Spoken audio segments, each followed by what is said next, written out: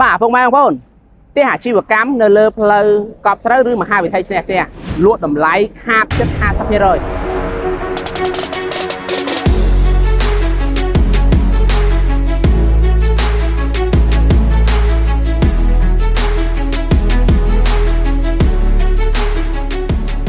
បាទហ្នឹងហើយពុកម៉ែបងប្អូននេះគឺជាផ្ទះអាជីវកម្មដែលខ្ញុំចង់ណែនាំពុកម៉ែបងប្អូននៅលើមហាវិថីឆ្នះផ្ទះឬក៏ផ្លូវកប់ស្រូវ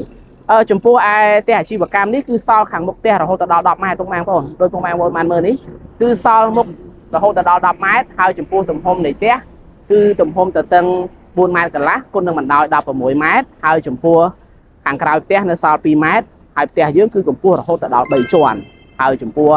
បន្ទប់សរុបនៃផ្ទះនេះវិញមានរហូតដល់7បន្ទប់គេងនិង8បន្ទប់ទឹកមានផ្ទះបាយកន្លែងទទួលភ្ញៀវហើយ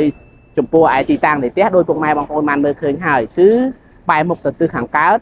ទល់មុខនឹងមហាវិថីឆ្នះឬក៏ផ្លូវទំនប់កប់ស្រូវហើយចំពោះទិដ្ឋភាពនៅជុំវិញដោយពុកម៉ែបងប្អូនបានមើលឃើញដូចគ្នាផ្ទះយើងចម្ងាយត្រឹមតែ70 ម៉ែត្រតែប៉ុណ្ណោះពីស្ថានីយ៍សាំង PTT កាហ្វេ Amazon ហើយចម្ងាយត្រឹមតែ800 ម៉ែត្រតែប៉ុណ្ណោះពីមន្ទីរពេទ្យជាតិដែលចូលសន្តិភាពហើយ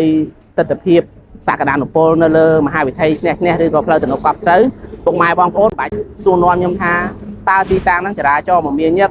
ស្ថិតនៅលើតំបន់ដែលមានសក្តានុពលអត់ទេខ្ញុំអាចនិយាយបានយ៉ាងលឿនថាវាពិតជាទីតាំងដែលមានចរាចរណ៍មមាញឹកអ៊ូអរហើយនឹងមានសក្តានុពលផងដែរអញ្ចឹងហើយសម្រាប់ព័ត៌មានលម្អិតផ្សេងពុកម៉ែបងប្អូនអាចតំណមកខ្ញុំបាទក៏បាននិងតំណទៅបងប្អូនរបស់ខ្ញុំបាទក៏បានដូចគ្នាផងដែរសូមអរគុណ